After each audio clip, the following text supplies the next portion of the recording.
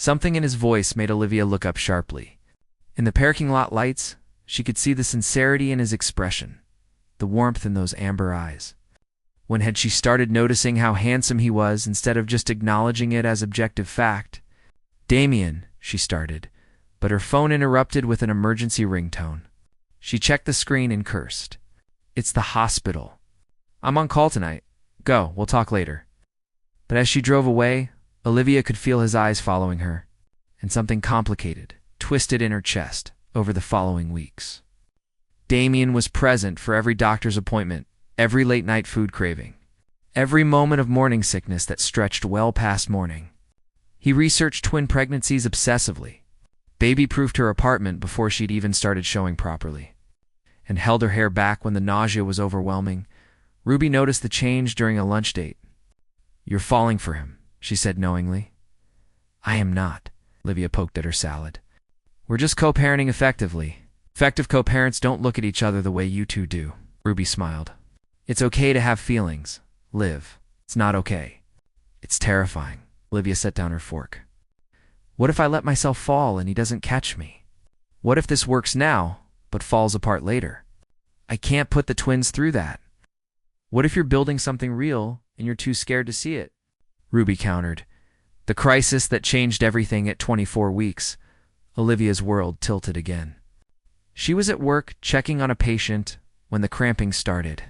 At first she ignored it, just round ligament pain, she told herself. But when she felt wetness and looked down to see blood, terror seized her. "Get Dr. Morales," she told the nearest nurse.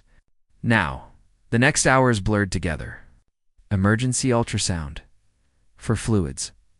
Monitoring. Dr. Morales' face was grave. "Olivia, you're experiencing placental complications. Nothing immediately life-threatening, but you're going on complete bed rest, effective immediately. I'm talking no work, no stress, minimal movement. Twin pregnancies are already high risk. We need to give these babies every possible chance to stay put until at least 32 weeks. "But my patients, my job," Olivia protested weakly. "We'll be there after your maternity leave. Your babies might not be if you don't take this seriously." Dr. Morales squeezed her hand. "I've called Damien. He's on his way." Damien burst into the room 20 minutes later, his face pale. "What happened? Are you okay? Are the babies everyone's okay?" For now, Olivia explained the situation, hating how small her voice sounded. "I have to stop working. I can't even get up except to use the bathroom. For the next 8 to 10 weeks, I'm basically furniture." "Okay." Damien pulled up a chair and took her hand. "Okay, we handle it." "How?" "I can't afford to miss that much work. My rent, my bills." The tears came, despite her best efforts to hold them back. "Move in with me," Damien said immediately. Olivia stared at him. "What? Move into my place?" "It's bigger than your apartment. I can be there to help you, and you won't have to worry about expenses." Damien spoke quickly, as if afraid she'd interrupt. "My spare room is on the ground floor, so no stairs. I work from home half the week anyway." "It makes sense, Olivia. That's a huge ask." Olivia couldn't quite process the offer. It's not an ask. It's what needs to happen. Damien's amber eyes were fierce. "You can't do this alone anymore. Stop trying to. Let me take care of you, please." Living together, falling together, moving in together was awkward at first. Olivia set up camp in Damien's spacious guest room, surrounded by pregnancy books and her laptop. True to his word, Damien restructured his work schedule to be available. He brought her meals, helped her to the bathroom when needed without making it weird, and read aloud from parenting books in the evenings. Tommy visited frequently, bonding with Damien over sports and terrible action movies. Ruby brought wedding magazines and gossip, but mostly it was just Olivia and Damien, learning each other in ways they never had before. "Why architecture?" Olivia asked one evening as they watched the sunset from her room's window. "My father wanted me to go into finance. Follow in his footsteps." Damien settled into the chair beside her bed. "But I loved building things, creating spaces where people could live and work and feel safe." We fought about it for years. He cut me off financially when I refused to change my major. It must have been hard. Olivia could hear the old pain in his voice. Taught me to value what I build on my own terms. Julian and I started the firm with nothing but student loans and determination. Damien smiled slightly. My father came around eventually, but by then, I didn't need his approval anymore. They talked about everything: childhoods and dreams, fears and failures. Damien told her about the pressure of being an only child to successful parents. Olivia shared memories of her father and the struggle of putting herself through nursing school. The conversations stretched long into the nights, building a foundation neither had expected. One morning, Olivia woke to find Damien assembling a crib in the corner of her room. "What are you doing?" "Getting ready." He looked up with a grin. "We're 28 weeks now. The twins could come any time after 32 weeks. I want to be prepared." "You're building it in here?" Olivia's heart did something complicated in her chest. "Or else, you're stuck in this room. You should get to help decide how we set up for them." Damien held up 2 paint swatches. Sage green or soft yellow? They argued playfully about paint colors, debated names, and gradually built not just a nursery, but something that felt dangerously close to a family. The confession that changed everything at 30 weeks. Dr. Morales cleared Olivia for limited movement. The twins were growing well. The complications had stabilized, and everyone was cautiously optimistic. Damien took her outside for the first time in 6 weeks, just a short walk in the park near his apartment. "I missed this," Olivia breathed, tilting her face to the sun. "I never thought I'd appreciate fresh air so much. 2 more weeks, and you'll be full term for twins." Damien walked slowly beside her. "Then we meet them." "I'm terrified," Olivia admitted. "What if I'm a terrible mother?" "You won't be." Damien stopped walking and turned to face her. "You're going to be amazing. You're kind and strong, and you fight for what matters. Those kids are lucky to have you. They're lucky to have you too." Olivia met his eyes. "You've been incredible through all of this, Damien. I don't know how to thank you. You don't have to thank me." Damien reached out, tucking a strand of hair behind her ear. His hand lingered on her cheek. "Olivia, I need to tell you something." "What?" Her heart was suddenly racing. "I'm falling in love with you." The words came out quiet but certain. "Maybe I started that first night. Maybe it's been building all these weeks. But I can't pretend anymore. I love you. I love our babies. I want this to be real, not just co-parenting, but us. A family. Together." Olivia's breath caught. Every defense she'd built, every reason she'd given herself to keep her distance, crumbled in the face of his honesty. "I love you too," she whispered. "I've been so scared to admit it." "Why?" Damien stepped closer, his hands gentle on her face. "Because loving people means risking losing them. Because I don't know how to trust this." "Then learn with me." Damien's amber eyes held hers. "We'll figure it out together, just like everything else." When he kissed her, it felt like coming home. Not the desperate passion of their first night, but something deeper, more certain. A promise of tomorrows and todays, and everything in between. 2 heartbeats. One family, the twins arrived at 34 weeks. During a routine checkup, when Olivia's water broke in Dr. Morales' office, the delivery was fast and chaotic. 2 healthy babies, a boy and a girl, screaming their arrival into the world. "They're perfect," Damien breathed, cradling his daughter while Olivia held their son. "Look what we made. We made a family," Olivia corrected, tears streaming down her face. "The most unexpected, complicated, perfect family." Later, when the babies were sleeping in the hospital nursery and Olivia was dozing in her room, Damien sat beside her bed and thought about how one night had changed everything. How a woman who'd tried to walk away had become the center of his world. How 2 tiny heartbeats had taught him what love really meant. Grace Foster arrived the next morning, her expression carefully neutral. But when she held her grandchildren for the first time, something shifted in her face. "They're beautiful," she said quietly. "Both of them, they are," Damien agreed. "Just like their mother." Grace looked at Olivia, really looked at her for the first time. Whatever she saw made her nod slowly. "Your sister needs surgery within 3 months," Damien interrupted gently. The waiting list for the procedure through insurance is 8 months. Private surgery with the best team in the country. I can have it scheduled for next week.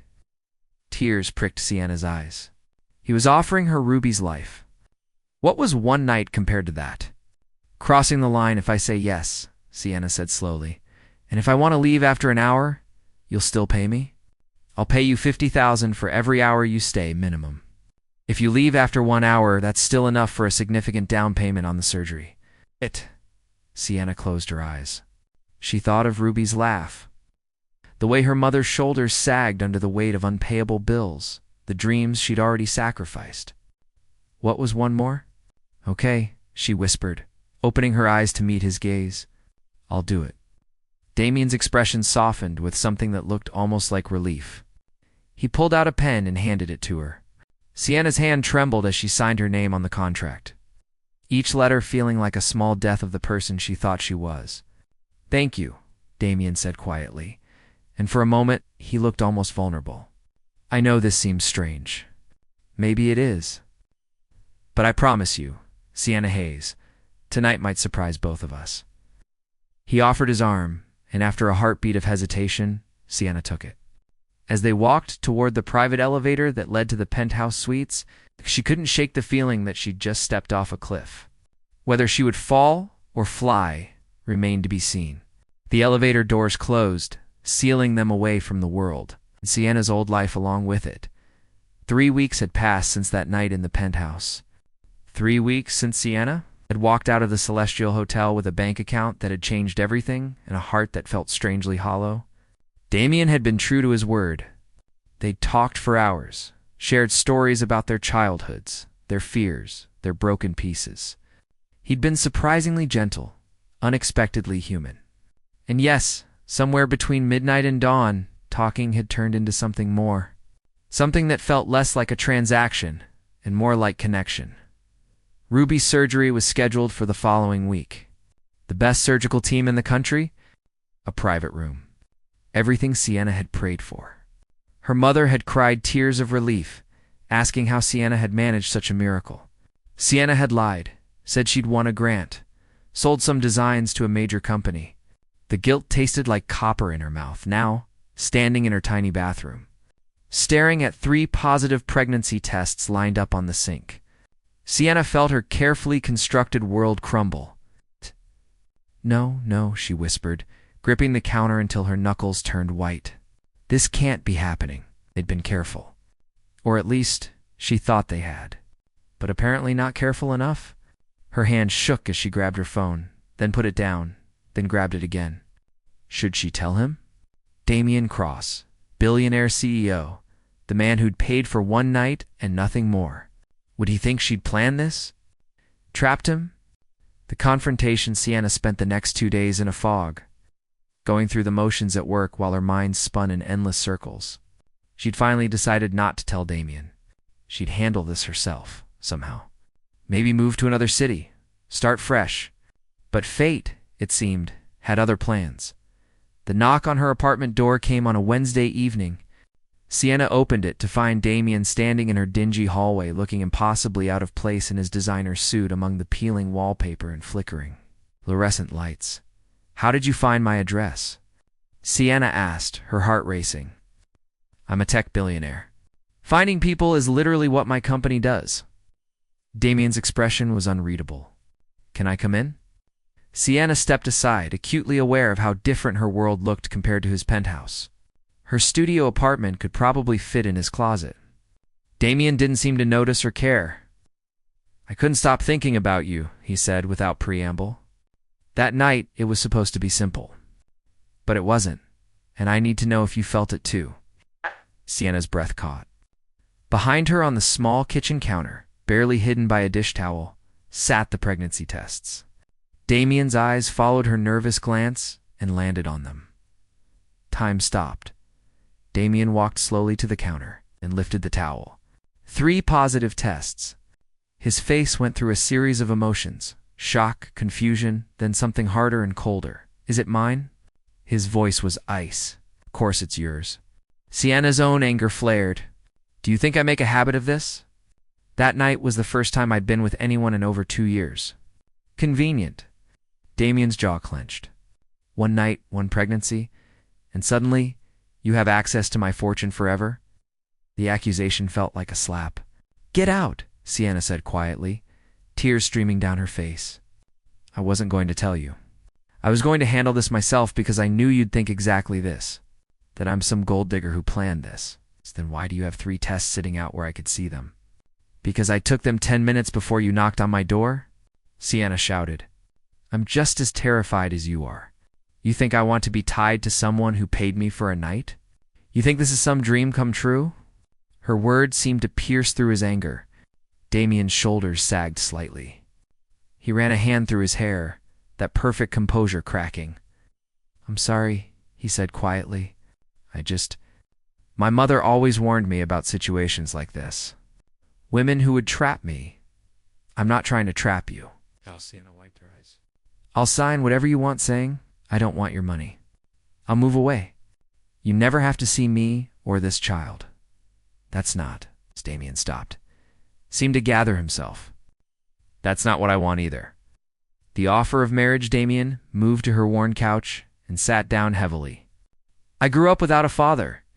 He left when I was 5. Said he wasn't ready for the responsibility. My mother raised me alone, and it made her hard, cynical. She taught me to trust no one, to see every relationship as a transaction. He looked up at Sienna. But that night with you, for the first time in years, I felt like someone saw me. Not my money or my company. Just me. Sienna sat beside him, keeping distance between them. I felt it too, she admitted. That's why this is so complicated. Marry me, Damien said suddenly. Sienna blinked. What? Marry me? Not because of the pregnancy, though that's part of it.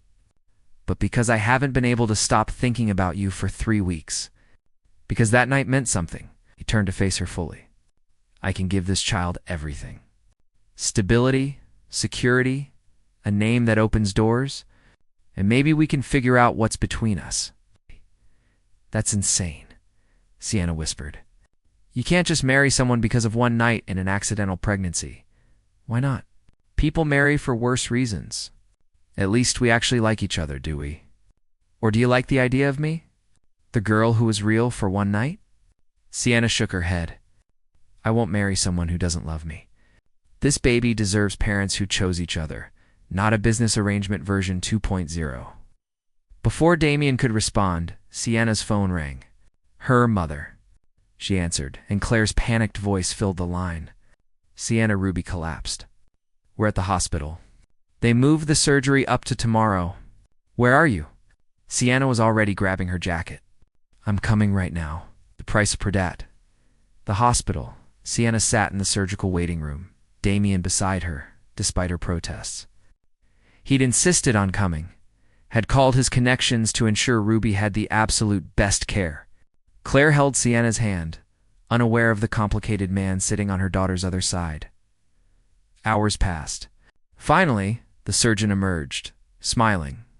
The surgery was successful. Ruby's going to be fine.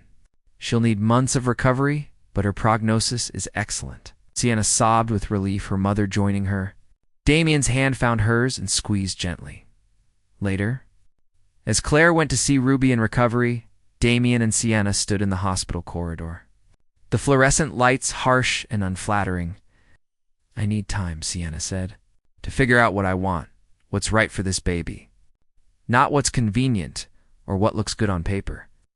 And if I want to be part of that process, then you'll have to prove that you see me as more than a problem to solve or a business deal to close.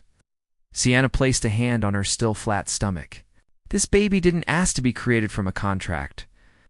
If we do this, if we try to be a family, it has to be real. Damien nodded slowly. Then let me prove it. No marriage proposal, no contracts. Just let me be here, help with Ruby's recovery, get to know you properly. And then, when you're ready, you decide what happens next. Why? Sienna asked. Why does this matter so much to you? Because for the first time in my life, something matters more than my company or my reputation. Damien's gray eyes held hers. You matter.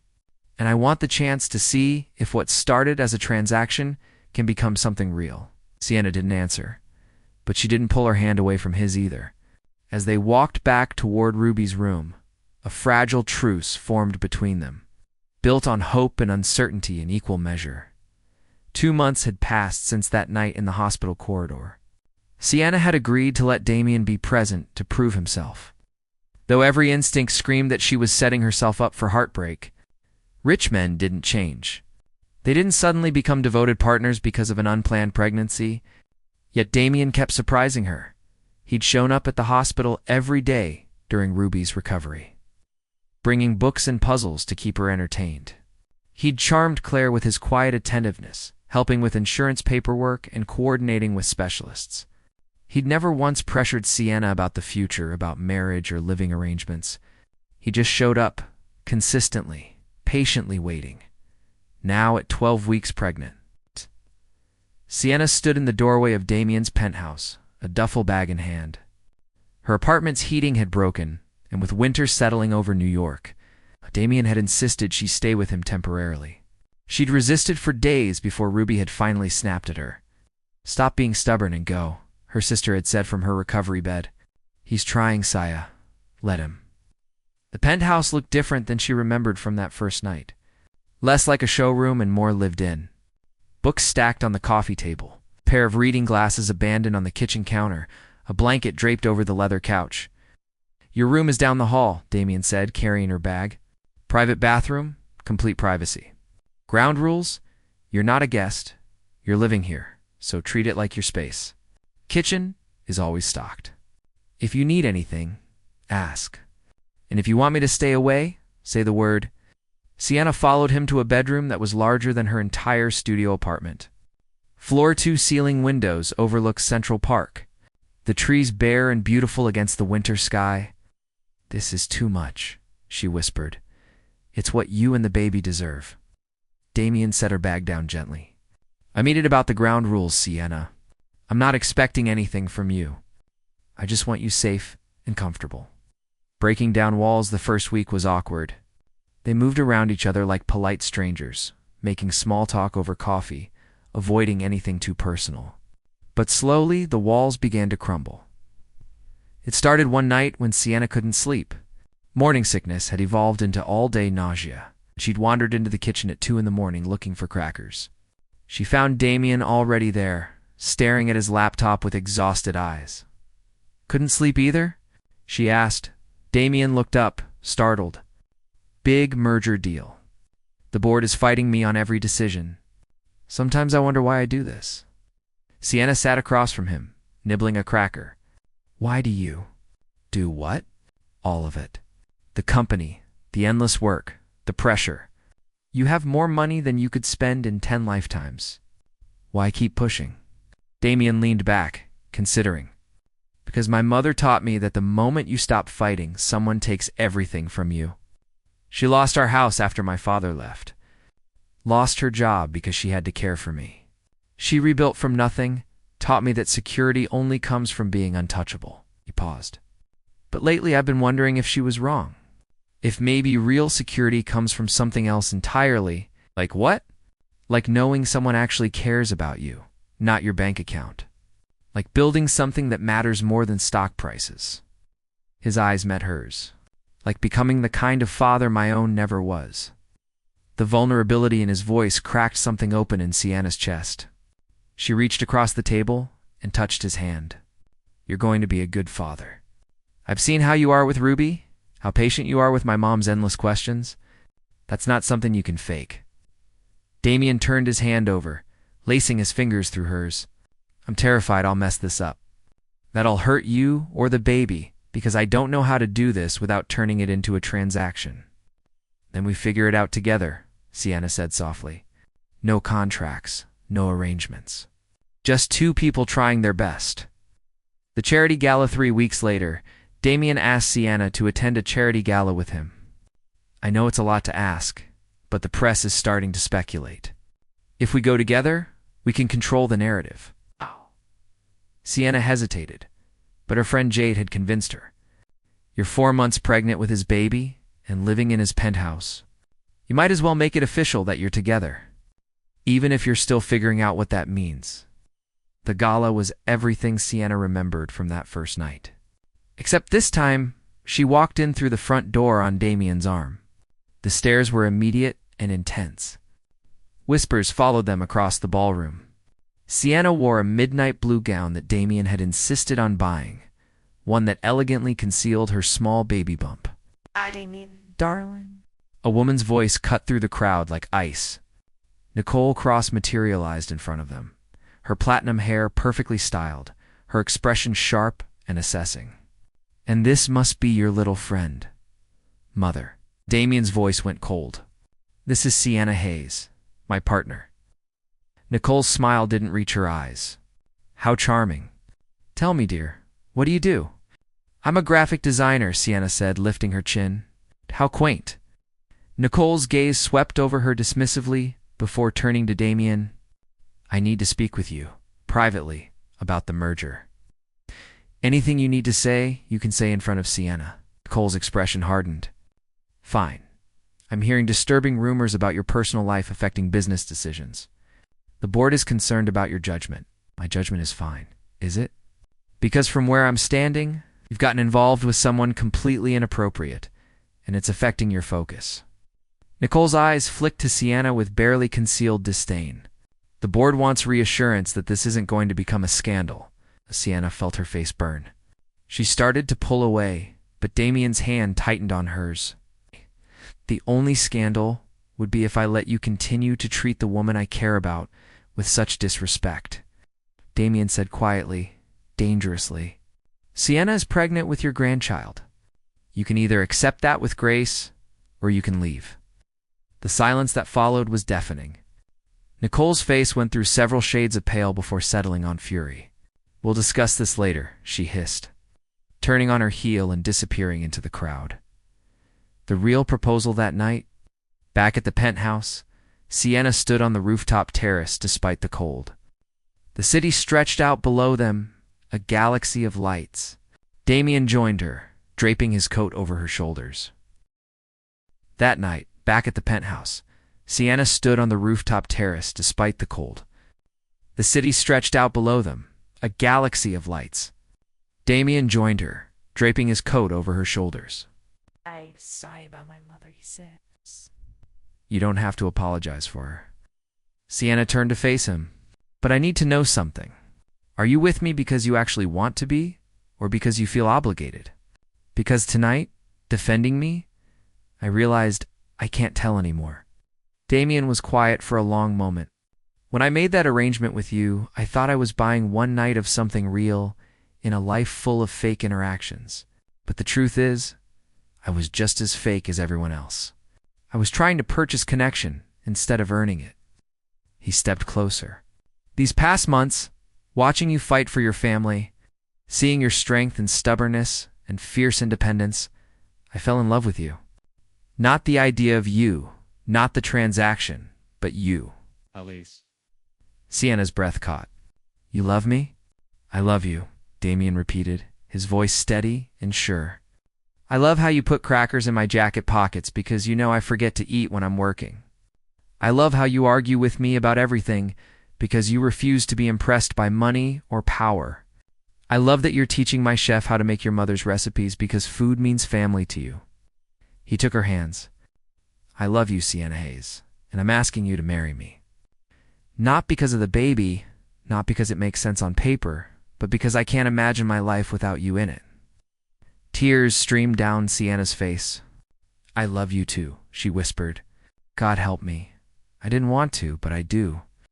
You've been patient and kind and everything I never expected. Yes, Damien. Yes, I'll marry you.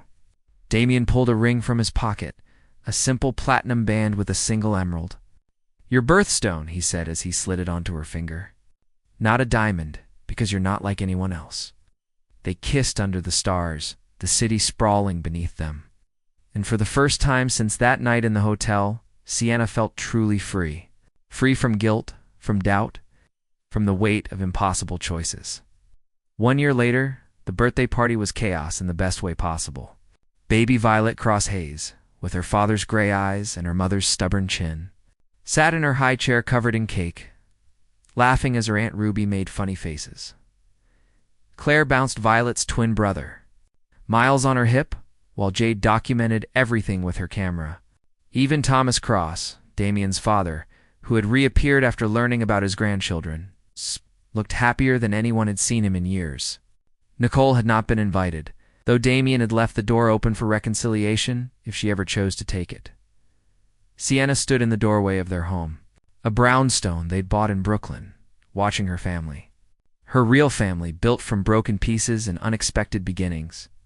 Damien wrapped his arms around her from behind, resting his chin on her shoulder. "What are you thinking?" "That sometimes the worst decisions lead to the best outcomes," Sienna said, leaning back into him. "And that I'm grateful every day that I was desperate enough to crash that gala. I'm grateful you were brave enough to take a chance on a man who thought he could buy connection." I kissed her temple. "You taught me that the best things in life can't be purchased.